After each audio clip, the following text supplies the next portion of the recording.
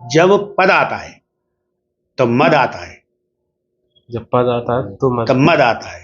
अभी आपको पद मिल गया कि आप घर के मुखिया बन गए, तो आपको मद आ जाएगा कि मैं ही कर रहा हूँ, मैं ही सबको खिला रहा हूँ, मैं ही जी सबको जी खा रहा हूँ। भगवान यही वो भी कहा है कि दगा किसी का सगा नहीं, जी चाहे जो कर देखो, और जिसने जिससे दगा किया उसके घर उजड़ देखो। काले कर्म ईश्वर मिथ्या दोष लगा है। ये जो मृतलोक है ना, ये कर्म क्षेत्र है। जीव जीव से प्रेम करे, ठीक है जी। और भगवान कहते हैं कि हरि व्यापक सर्वत्र समाना, प्रेम से प्रकट होए में जाना। धन से, बल से, गुण से किसी से प्रकट नहीं होते, वो तो केवल प्रेम से प्रकट होते हैं। इसके लिए जो बोला है संतों ने और तुलसीदास बाबा ने, कल केवल मल मूल मलिना, पाप पयोनित जन मन मीना। कलयुग केवल गंदगी का ही जड़ है।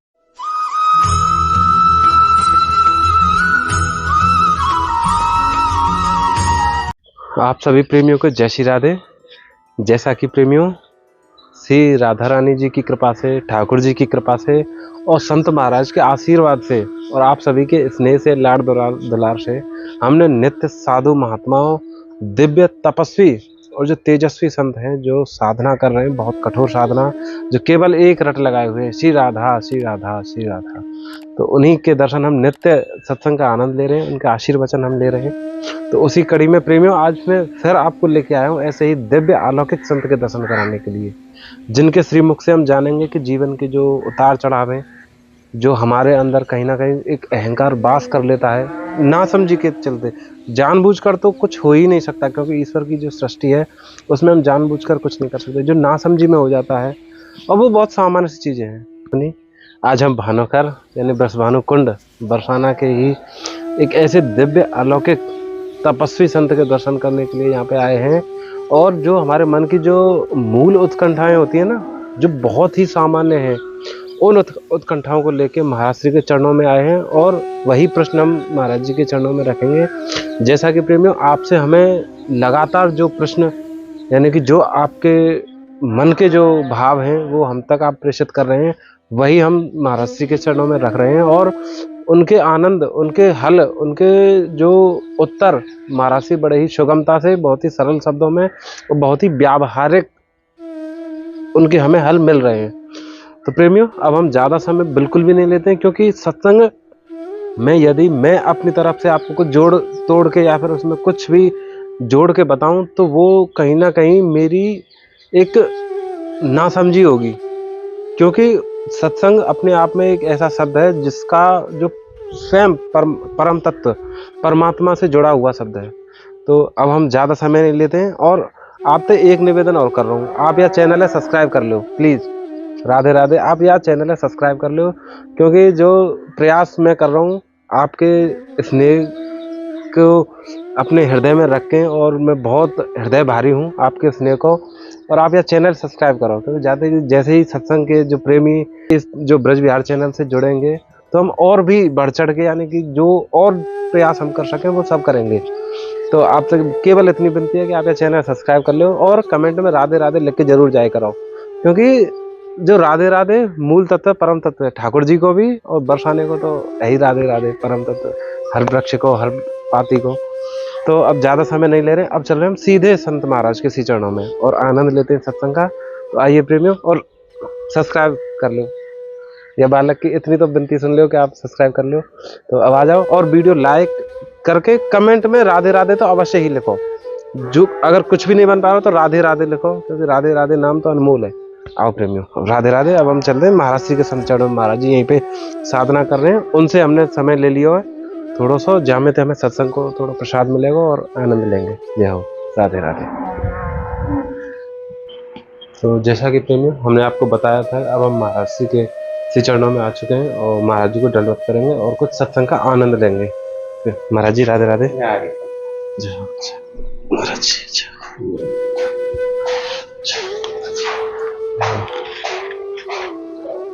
महाराज जी राधे श्याम। जय हो। जय हो। महाराज जी राधे राधे। आपके दर्शन हो गए महाराज जी। महाराज जी हम नित्य सत्संग सुने महाराज जी, सत्संग के बहुत प्रेमी हैं जी। तो सत्संग सुनते सुनते आपके भी श्री जी की कृपा हुई, आपके भी दर्शन हो गए। सत्संग के बारे में आप क्या जानते हैं? महाराज जी बस अभी मैं सत्संग की परिभाषा आपसे पूछ रहा हूँ, आप सत्संग के बारे में क्या जानते हो?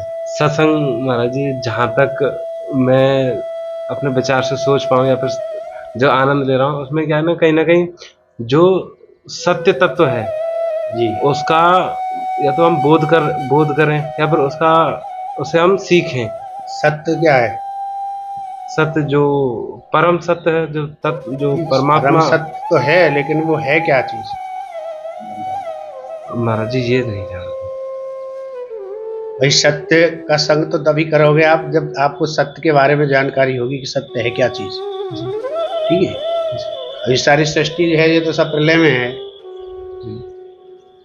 या जितनी भी सृष्टि दिखाई देती है हमको, जहाँ तक दिखाई देती है नेत्रों से, वो सारी चीज प्रलय में है, सबका नाश होता है। ठीक है, और सत्य का कभी नाश नहीं होता आदि अनादि से तीनों कालों में।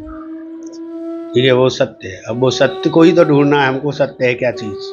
जी सत्य की जो परिभाषा जो हमारे ग्रंथों में जो की है महापुरुषों ने, एक तो ये बताया है कि सत्य ना धर्म ना दूसर सत्य समाना। सत्य ही धर्म है, सत्य ना धर्म ना दूसर सत्य समाना, आगम निगम पुराण बखाना। ठीक है, ये पुराणों ने और शास्त्रों ने इसका व्याख्यान किया है। और एक कहा है सत्य के बारे में, परहित सरस धर्म नहीं भाई। ये धर्म की परिभाषा की है कि धर्म वही है जो, और धर्म ही सत्य है, और सत्य ही ईश्वर है। सच्चिदानंद रूपाय विश्वोत्पत्तादि हेतवे तापत्रय विनाशाय श्री कृष्ण। वो सत्य ही ईश्वर है। अब ईश्वर कहाँ है? अब आप कहाँ ढूंढोगे उनको? जी, हरि व्यापक सर्वत्र समाना, प्रेम से प्रकट होए में जाना। वो हर जगह सर्वत्र है, सर्वभूतानां राजते, सबके हृदय में है। इसके सबके हृदय में हरि जो है वो सब जगह है, हर जगह व्याप्त है। ईश्वर अंश जीव अविनाशी, अमल सहज चेतन सुख राशि, वो हर जीव में विद्यमान है। तो जब जीव जीव से प्रेम करेगा, यही सत्संग है। यही सत्संग है, जीव जीव से प्रेम। जी, आत्मा से आत्मा का संग। अब आप कथा सुन रहे हो, भागवत सुन रहे हो, प्रवचन सुन रहे हैं हम सभी लोग, लेकिन बदलाव कहीं हुआ नहीं हो पा रहा। तो उनको यही नहीं पता कि सत्य है क्या चीज। भाई अभी 1 लीटर पानी है या दूध है, उसमें से अगर 1 ढक्कन या 2 बूंद जल अलग कर दिया जाए तो उसको जल बोलेंगे? क्या बोलेंगे? जल ही बोलेंगे ना। जल ही बोलेंगे। तो इसलिए ईश्वर अंश जीव अविनाशी, वो ईश्वर का ही अंश तो हमें विद्यमान है। जब तक वहां से हम प्रकाशित हैं तब तक प्रकाशित हैं। वहां से प्रकाश जब तक हमको मिल रहा है ना, तब तक ही हम प्रकाशवान हैं, तभी तक क्रियाशील है। वहां से जब बटन दब जाएगा उस दिन फिर तो ऑफ हो जाएगा, कोई कनेक्शन नहीं जोड़ने वाला है, कोई कनेक्शन। तो सत्संग की तो यही परिभाषा है कि जीव जीव से प्रेम करे। ठीक है जी। और भगवान कहते हैं कि हरि व्यापक सर्वत्र समाना, प्रेम से प्रकट होए में जाना। धन से, बल से, गुण से किसी से प्रकट नहीं होते, वो केवल प्रेम से प्रकट होते हैं। महाराज जी, लेकिन आजकल का जो समय चल रहा है उसमें तो एक प्राणी दूसरे प्राणी को देखकर खुश नहीं है। यदि वो ज्यादा तरक्की कर रहा है या फिर ज्यादा सुख में है तो वहां पे एक प्राणी दूसरे प्राणी को देखकर ज्यादा दुख में आ जाता है। देखिए तो कलयुग है ना, ये कलयुग के युग की भी महिमा है। कलयुग के लिए जो बोला है संतों ने और तुलसीदास बाबा ने, कल केवल मल मूल मलिना, पाप पयोनित जन मन मीना। कलयुग केवल गंदगी का ही जड़ है, क्योंकि कलयुग में पाप परायण सब नर नारी, सब नर और नारी सब पाप से परायण होंगे, क्योंकि पाप का बाप कौन है? लोभ। और जब हर जीव में लोभ व्याप्त है, तो लोभ व्याप्त है तो पाप करेगा ही करेगा, स्वाभाविक है। महाराज जी, इनसे हम कैसे छुटकारा पा सकें? इनसे छुटकारा पाने के लिए सद्गुरुओं की शरण में जाना पड़ेगा। अपनी जो वैदिक संस्कृति है, जो हमारा भारतवर्ष है ना, ऋषियों की संतान है, ठीक है, और ऋषि की संतान है तो उन महापुरुषों की शरण में ही जाना पड़ेगा, हमको साधुओं की शरण में जाना पड़ेगा, तब हमको अपनी असली स्वरूप का दर्शन होगा। अभी हम जैसे मनुष्य हैं, उस परमात्मा के ही अंश हैं, और भगवान कहते ईश्वर जीव कछु नहीं भेदा। ईश्वर जीव में कोई भेद नहीं है, भेद है तो यही है, परवश जीव स्वस भगवंता, जीव अनेक एक श्रीकंता, और अनन्य आत्मा एक आत्मा में विलय हो जाना परमात्मा है, परमात्मा, ठीक है। तो ये समुद्र जो पाप रूपी समुद्र है ना, उसमें मनुष्य का मन मछली की तरह फंसा है। बिल्कुल महाराज जी, यही हो रहा है। अब जल से उसको बाहर निकाले तो मर जाएगी तड़प के। तो इससे बचने के लिए हमको सत्पुरुषों का संग करना चाहिए, सज्जन पुरुषों का संग करना चाहिए, साधु सेवा करना चाहिए, क्योंकि भगवान स्वयं राम ने जाकर के, भगवान श्री कृष्ण ने जाकर के संतों से ही, भारत का संत ऐसा सामर्थ्यवान है जो कि भगवान को भी आशीर्वाद दे सकता है ना महाराज जी। हाँ, ये भारत में हमारे ये ऋषियों की महिमा है, ठीक है महाराज जी। लेकिन आज के समय में हो ऐसा रहा है कि जो जहाँ तक जैसे कि युवा पीढ़ी है, वो कहीं ना कहीं साधुओं के संग से या फिर उनके वो आशीर्वाद से दूर है, अपने में ज्यादा लीन है, अपनी खुशी में। देखिए ऐसा है कि उनको जो संरचना जो है, संस्कार वाली जो बात आती है, संस्कार जो अपने जीवन के संस्कार होते हैं, तो संस्कार उनके अंदर है ही नहीं। संस्कार का मतलब क्या होता है? जो हमें हमारे जो माता पिता सिखाएं या फिर जो हमारे बुजुर्ग वो चीज हम देखें नहीं। संस्कार जो है, संस्कार को 16 संस्कार बताए हैं शास्त्रों में जी, 16 संस्कार। और 16 संस्कार जो हैं वो हमारे जीवन का सबसे महत्वपूर्ण संस्कार है गर्भधान संस्कार, ठीक है। तो गर्भ, जैसे हम कोई वृक्ष या कोई बीज रोपित करते हैं तो उसको कल्चर करके अच्छा खाद मिट्टी डाल के उसको रोपते हैं, रोपते हैं तो वो अच्छा और संपन्न होता है। किसी चीज को सुसज्जित ढंग से आकार दे देना ही संस्कार है, यानी उसकी बनावट सही कर देना, उसकी संरचना कर देना ही संस्कार है, ठीक है। अब माता पिताओं ने उनको सही बनावट ही नहीं किया, उनका बनावट नहीं किया तो वो संस्कार कहाँ से आएंगे? दुकान पर थोड़ी मिलते हैं। ये तो माता पिता के द्वारा, और जैसे सबसे पहला गर्भधारण किन परिस्थितियों में कैसे, कब गर्भधारण माता को करना चाहिए, फिर उनको किस वातावरण में उसको रहना चाहिए, फिर उसको किस प्रकार का जो अन्न जो आहार है वो किस प्रकार का होना चाहिए उसका, ठीक है। दूषित आहार होगा तो दूषित आहार से है, और क्या है कि जो आहार हम करते हैं ना, और उससे विचार उत्पन्न होता है, और विचार से आचरण होता है, और आचरण से व्यवहार होता है, और व्यवहार ही शत्रु है, व्यवहार ही मित्र संसार है। सही। तो मैं स्वास्थ्य के बारे में अवगत कर रहा हूँ, स्वास्थ्य कैसा है और कैसे आपके जी। देखिए स्वास्थ्य तो ऐसा है कि दिनचर्या जो होती है ना, हमारा जो वैदिक संस्कृति का देश है, और ये स्वास्थ्य के लिए सबसे पहले जो मनुष्य का लक्षण है, मनुष्य जो हम हैं, मनुष्य का लक्षण क्या है? किसको मनुष्य कहा है? देखिए, पवित्रता, संतोष, दया और प्रेम, ये मनुष्य का लक्षण है। ये लक्षण है मनुष्य जी।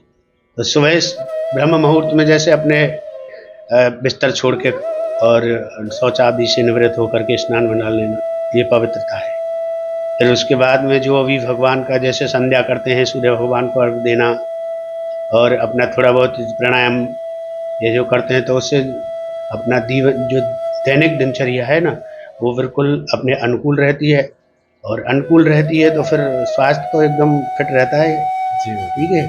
हरि शरणन, वो कहते हैं ना, सुखी मीन जिव नीर अगाधा, हरि शरणन नहीं एको व्याधा। भगवान की शरण में कोई व्याधा ही नहीं है, व्याधा तो संसार में है। संसार में है, और संसार में हम लोग फंसे हुए हैं। संसार में देखिए, ये बात नहीं है कि संसार में हम फंसे हैं।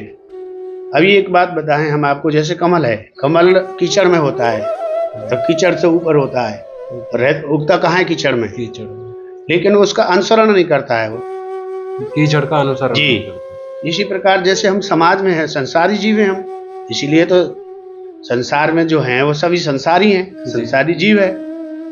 ठीक है। लेकिन संसार में रहते हुए भी अपनी जो वैदिक संस्कृति को हम भूल गए हैं, उसको अगर हम प्रतिदिन दिनचर्या में अपनाएं, जैसे हमारे महापुरुष करते थे, सुबह नहाते थे, नहाने के बाद में अपना संध्या वंदन करते थे, भगवान को करते थे, माता पिताओं को दंडवत करते थे, आहार भी अच्छा होता था उनका, आहार से व्यवहार, व्यवहार से आचरण, आचरण से क्या नाम है, अभी ये आदमी हमारे जो है सबकी नीयत बदली है सब। ठीक है। तो सबकी नीयत बदल गई तो फिर प्रवृत्ति बदलती है जीव की, और प्रवृत्ति बदलती है तो फिर प्रकृति बदलती है, और जब प्रकृति बदलती है तो कुछ ना कुछ होता है इस प्रकृति में। अभी कितना देश में अत्याचार और सभी जगह पृथ्वी पर अत्याचार हो रहा है जी। ठीक है ना। सभी लोग क्या नाम है अपने स्वार्थ के खुदगर्ज, ठीक है, जिसको कहते हैं मैं ही रहूं, मैं ही, सब अपने लिए, जबकि कुछ ना लेके आए ना लेके जाना है, सब यहीं पे। महाराज जी ये अपनापन लग गया है हर चीज, हर वस्तु से। क्या है देखिए, माया क्या है, तेरा और मेरा यही माया है, ये तेरा है ये मेरा है। इसी पे तो कोर्ट कचहरियों में भीड़ लगी है। अगर हम ये कह के ये सबका है, हम सबका है, ठीक है, तो बहुवचन हो गया, बहुवचन में क्या हम सभी आ गए, ठीक है, और सब भगवान का है। जब भगवान का मानेंगे तो भाई अपने को कोई लेके नहीं आए ना साथ में, ना लेके कुछ जाना है, तो फिर अपना क्या है? कुछ भी नहीं है, सब भगवान का है, सब प्रभु का है। यदि ऐसे हम सोचें तो महाराज जी कहीं ना कहीं अभी सोचेंगे जब आप देखिए, ऐसा है कि करत करत अभ्यास के जड़मत होत सुजान। जब आप इसको अपने अभ्यास में दिनचर्या में लाओगे, ठीक है, बरतने में लाओगे, तो आप सुधार आएगा। सठ सुधरई सत संगत पाई, पारस परस कुधात सुहाई। जिस प्रकार से एक लोहा के ऊपर जो होता है, कुधातु बोलते हैं उसको, जंग जी, उसको पारस से स्पर्श कराने पर स्वर्ण बन जाता है वो। तो ऐसे ही जो आदमी अनभिज्ञ हैं और नहीं जानकार हैं और सट हैं, तो वो सत्य संगति, साधु संगति करने से उनका उद्धार हो जाता है। उद्धार, ठीक। जब होए मन संशय भंगा, तब बहुकाल किए सत्संगा। तो बहुत समय तक फिर सत्संग करना चाहिए, बहुत समय। महाराज जी एक हमारा प्रश्न ये है कि जैसे अब कलयुग में हम सुनते हैं कि कलयुग का अभी ये शुरुआती समय है जी, तो इसी समय पे इतनी सारी जो ग्रस्त जीवन में और दैनिक जीवन में इतनी सारी समस्याएं आती हैं कि लगता है कि ये चरम सीमा चल रही है कलयुग की। क्या नहीं, अभी चरम सीमा नहीं, तो अभी भी महाराज जी जीवन में इतने गहरे गहरे उतार चढ़ाव चल रहे हैं कि जिससे देखने को भी मिलता है कि कहीं पे कोई जो मनुष्य है वो आत्मदाह भी कर लेते हैं, या फिर ऐसी ऐसी स्थिति बन रही है कि वो सोचते हैं कि जीवन खत्म। तो ऐसी स्थिति में मनुष्य को क्या करना चाहिए महाराज जी, जब लगे कि जीवन खत्म और वो आत्मदाह की स्थिति पे आ जाए, तो वो कैसे वो वहां से लौट सकते हैं वापस? देखिए, आत्मदाह करना कोई जीवन का मतलब उसका वो नहीं है कि उसका नियोजन हो जाए, क्या उस मतलब ये आत्मदाह करने से हम उससे मुक्ति पा जाए। वो उसके बाद में उसकी आत्मा तो भटकती रहेगी संसार में, ठीक है। तो अंतिम मति सुगति, जब उसका जहाँ मन अंतिम समय पे लगा है वहीं जाएगा, वहीं जाएगा, ठीक है।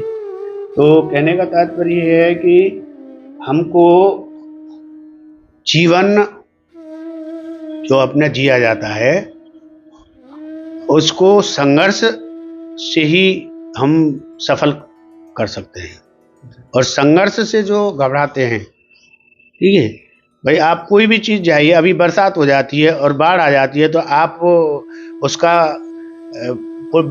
मेड़ बांधोगे, तो उसका विकल्प, उसको रोकने का विकल्प आप सुनिश्चित कर दोगे और उससे बच सक जाओ। अच्छा। इसी प्रकार से हर चीज को संघर्ष करना है, जीवन ही संघर्ष है। जीवन में, जीवन किसको कहते हैं? मृत्यु और जन्म के बीच की दूरी को तय करना जीवन है। जी। अब उसको क्या नाम है, हमको कैसे जीना है, वो आप पर निर्भर करता है। आपकी संगति अच्छी है, आपका मार्गदर्शन सही है, तो आप उसको उसी हंसते हंसते जीवन गुजारोगे। ठीक है, संघर्ष से भी सामना करोगे। महाराज जी, हमारे कुछ जैसे प्रश्न होते हैं जो श्री चरणों में रखते हैं कि कहीं ना कहीं हमारे पास उनके हल नहीं होते हैं जी। जो कुछ हमारे हैं जो सत्संग प्रेमी है वो भी हम तक पहुंचाते हैं, तो हम प्रयास करते हैं वो प्रश्न श्री चरणों में रखें। एक प्रश्न महाराज जी ये भी है कि जो आजकल का जो समय चल रहा है इसमें जो धोखा जो होता है, जैसे किसी के साथ छल कर देना, किसी को बिना बताए उसके साथ ऐसा कृत्य कर देना जिससे जी उसको वो तो खेद तो होगा ही। तो जब हम किसी से धोखा खाते हैं या फिर ऐसी स्थिति बनती है कि जिस पे हमें विश्वास हो कि ये हमारे साथ ऐसा नहीं कर सकता, तो उस चीज जब वो चीज हमें पता चलती है तो उसे बहुत दुख होता है, कष्ट होता है कि ऐसा नहीं होना चाहिए। तो उस स्थिति में होता ऐसा है कि हम ईश्वर को कहीं ना कहीं बोलते हैं कि आपने मेरे साथ ऐसा क्यों किया। ईश्वर पे हम वो काले कर्मे ईश्वरे मिथ्या दोष लगा है। ये जो मृतलोक है ना, ये कर्म क्षेत्र है। तुलसीदास बाबा ने हमारे रामचरितमानस में लिखा है कि ना काऊ को सुख दुख करता निज करत कर्म भोग सब राता। ये संसार जो है ना, ये कर्म क्षेत्र है और मृतलोक है। इसमें मरना है और जन्म लेना है। जीव शुभाशुभ जो कर्म करता है उसका उसको भोगना ही पड़ता है। शरीर है ना, ये एक क्षेत्र है। मनुष्य किसान है, कर्म बीज है। ठीक है, तो हम जो भी कृत्य करेंगे सब अशुभ वो हमको ही प्राप्त होगा। अभी हम जो फल का वृक्ष लगाएंगे वो फल हमको ही पाना है। तो महाराज जी ऐसा क्यों लगता है कि मेरे साथ ये धोखा हुआ है? अच्छा, धोखा देखिए ऐसा है कि धोखा जो होता है ना, जिस आदमी की जो प्रवृत्ति है, भला भलाई पे रहे नीचाए च नीच। भला आदमी होगा वो भलाई पे रहेगा, नीच आदमी हो नीच पे रहेगा। लेकिन ऐसा भी कहा है कि दगा किसी का सगा नहीं, जी चाहे जो कर देखो, और जिसने जिससे दगा किया उसके घर उजड़ देखो। ठीक है, वो उजड़ जाते हैं, स्वयं उजड़ जाते हैं। जिस प्रकार से प्रकाश के लिए दीपक जलता है और उसको कीट पतंगे आकर खूब बुझाने की कोशिश करते हैं, लेकिन वो स्वयं जल जाते हैं, दीपक जलता रहता है। तो यही है संसार है। इसमें तो तमाम ऐसे भांति भांत के लोग हैं ना। तुलसिया संसार में भांत भांत के लोग, सबसे हिलमिल चालिए नदी नाव संयोग। जय हो महाराज जी। राधे राधे। महाराज जी एक प्रश्न और है जो हमारे पास आया हुआ है, जो सत्संग प्रेमी है, तो उनका कहना है कि जो प्रश्न है कि महाराज जी ऐसी स्थिति बनती है कि जैसे हम थोड़ा कमाने लगते हैं, अब युवावस्था है तो हम कहीं ना कहीं पैसे अर्जित करने अपने कर्म करते हैं, तो हम अपने पैरों पे खड़े होते हैं। तो उसके बाद होता ऐसा है कि हमारे अंदर थोड़ा सा ऐसी भावना आती है कि अब मैं जब कमा रहा हूँ तो कहीं ना कहीं मैं अपने परिवार का पालन पोषण कर रहा हूँ, जो कि कुछ दिन पहले तक मैं अपने परिवार पर आश्रित था। अब मैं अपने मन में ये सोच रहा हूँ कि ये सभी अब मेरे ऊपर आश्रित हैं, तो कहीं ना कहीं मैं फिर अपने आप को सर्वसर्वा महसूस करता हूँ। यदि कोई मुझे डांटे तो वो मुझे सहन नहीं होगी, कोई मुझे सलाह दे तो वो भी उचित नहीं लगता। मैं अपने आप को ही उचित समझता हूँ, जो मैं कर रहा हूँ वो ठीक हूँ। और फिर अंत में जो परिणाम हम देखते हैं, जैसे हम समाज में रह रहे हैं तो उसमें भ्रामक परिणाम आते हैं। कोई ना कोई ऐसी गलती होती है जिससे कि सारा परिवार कहीं ना कहीं किसी उसमें चला जाता है कि कोई घटना घट जाए, कोई अशुभ घटना या तो कोई ऐसा नुकसान हो जाए, क्षति हो जाए। तो ऐसी स्थिति से बचने के लिए हम जैसे युवाओं को जो भी ऐसा भावना आ जाए किसी में, तो वो क्या करें, कैसे इन चीजों से बचें? भाई ये सब क्या है, ये भटके हुए लोग हैं, ठीक है, जो इस तरीका की सोचते हैं। क्योंकि मालिक तो एक ही है ना संसार को चलाने वाले। हानि लाभ जीवन मरण यश अपयश ये विधि के हाथ है। हमको हानि होना और लाभ होना या अपमान होना या यश की प्राप्ति होना। जैसे रामायण में यश किसको मिला? हनुमान जी को। हानि किसकी हुई? अयोध्या की। मरण किसका हुआ? दशरथ जी का। अब कीर्ति किसकी हुई, क्या नाम है, कैकेयी माता की। ठीक है, तो ये 6 चीज भगवान ने अपने हाथ में रखी है। तो ये हम 6 चीज अब उनके हाथ में, तो हम मतलब ये कर्म करने तक सीमित है, उसकी बाकी की फल की इच्छा करना हमारा वो नहीं है उद्देश्य। ठीक है, अगर उद्देश्य आप रखोगे तो वो भगवान भरोसे है। अभी जैसे किसान बीज बोता है, फसल उगती है, पानी से सींचता है, अभी कोई प्राकृतिक आपदा हो जाती है, सब नष्ट हो जाता है जी। ठीक है, फिर उसके अलावा में जो माता पिता जिन्होंने हम ठीक है, आप अपने पैरों पे खड़े हो गए, लेकिन आपको पैरों पे खड़ा किसने किया भाई? अभी जैसे बच्चा छोटा होता है ना, तो उसको चलना सिखाते हैं, तो छोटा सा वो गाड़ी लेके आएंगे, उससे चलाना सिखाएंगे, कोई वॉकर लेके आएगा, उससे चलाना, कोई उंगली पकड़ के चलाना सिखाएगा। तो किसने तुमको खड़ा किया? माता पिताओं ने। और चलाना किसने, चलना किसने, आगे बढ़ना किसने सिखाया? माता पिताओं ने। ठीक है, अब हम उसको भूल करके अगर पथभ्रष्ट हो जाएं, मार्ग भटक जाएं, तो ये हमारी गलती है ना। ठीक है, और वो कहे कि भाई मैं ही कर रहा हूं, कोई नहीं करता है। जीव सृष्टि में आता है, सब अपना भाग भोग साथ लेके आता है। एक बाप की 4 औलाद होती हैं, कोई धनवान हो जाता है, कोई गरीब हो जाता है, कोई तनहीन हो जाता है, कोई बलवान हो जाता है। है एक ही बात, एक ही। जैसे अभी हम जैसे कोई बीज बोते हैं, उसका वृक्ष लगता है, जैसे आम का पेड़ लगाया आपने, तो उसमें आप दशहरी लगाया तो दशहरी पाओगे। लेकिन वहां भिन्नता है, एक ही बेल है, एक ही बीज है, लेकिन वो भिन्नता है, एक धनवान है, एक गरीब है, एक तनहीन है तो एक बलवान है। ठीक है, तो ये सब क्या है? भगवान के हाथ की बात है। ये हम केवल अहंकार और अपने आप को मतलब क्या है कि मानता के लिए। ठीक है जी। भाई देखिए, जब पद आता है तो मद आता है, जब पद आता है तो मद आता है। अभी आपको पद मिल गया कि आप घर के मुखिया बन गए, तो आपको मद आ जाएगा कि मैं ही कर रहा हूँ, मैं ही सबको खिला रहा हूँ, मैं ही सबको। जी जी भगवान, यही होता है। ठीक है, तो पद आया तो मद आया, और जब जेब आया तो फरेब आया। कफन में जेब होता है कभी नहीं? जाते हैं जब कुछ पहन के जाते हैं, जेब होता है नहीं। तो इसी प्रकार इसको ही सोच करके जीव को अपना कल्याण करना चाहिए। जो महाराज जी, आपका बहुत बहुत आभार, जो आपने बहुत अमूल्य वचन हमें दिए और आशीर्वाद आपका मिले महाराज जी। हम तो भैया फक्कर साधु हैं, ठीक है, रोटी राम है, पढ़े लिखे भी नहीं है इतने ज्यादा महाराज जी। जीवन का सार सत्संग में है और साधुओं के संग में है महाराज जी। मनुष्य जन्म का उद्देश्य ही भगवत प्राप्ति है। ठीक है, जीव आता है संसार में कर्म बंधन से आता है। कोई किसी का पुत्र, किसी का पति, किसी का पिता, किसी का भाई, किसी सब ये सब संसारिक बंधन से, कर्म के बंधन से जीव संसार में आता है। ठीक है, जो अपना अपना अपने करते हैं, जो पार्ट अपना अच्छी तरह से उसको निभाता है, उसकी ख्याति होती है, और उसको नहीं निभा पाता है, उसकी अपकीर्ति होती है। गुरुजी जी, गुरुजी, आपको यहाँ बरसाना में लगभग कितना समय हो गया? हालांकि ये चीज़ नहीं पूछनी चाहिए, आपकी साधना है। देखिए, हमको यहाँ बरसाना में करीब 20 साल हो गया। 20 साल जी। तो क्या है कि हमारे गुरुजी यहाँ रहते थे, और फिर हम गुजरात रहते उस समय पर, और अब कम से कम 15 साल से तो हम कंटिन्यूस इधर ही है बरसाना जी। तो महाराज जी, कभी श्री जी का, राधा रानी जी का कभी आभास हुआ? ठाकुर जी की कृपा का कोई जैसे?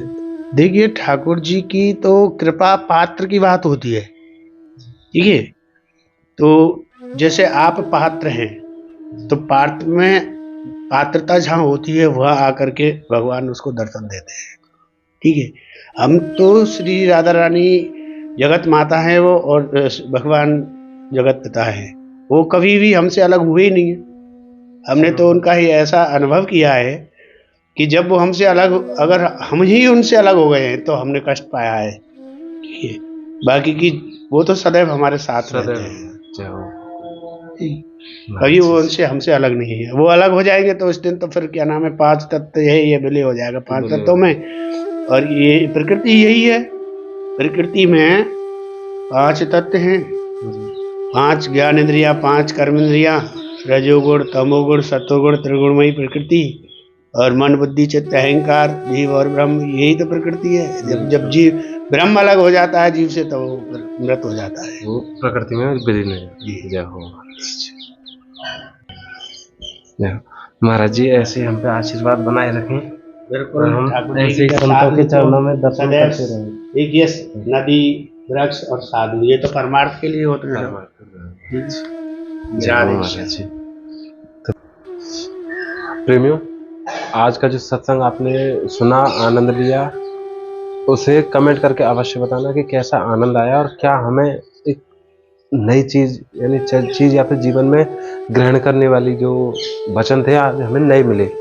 और आपसे मैं एक चीज और कहना चाह रहा हूँ, आप कमेंट में राधे राधे तो अवश्य करेंगे, क्योंकि बिना राधे राधे के जाना भी नहीं।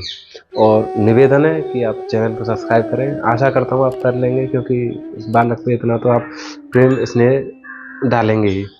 तो अब मिलते हैं इसी के साथ प्रेमियों अगले ऐसे ही दिव्य प्यारे सत्संग में और किसी दिव्य महापुरुष के दर्शनों में। तब तक के लिए आपको जय श्री राधे, जय श्री कृष्ण, राधे राधे। और चैनल है सब्सक्राइब कर लो।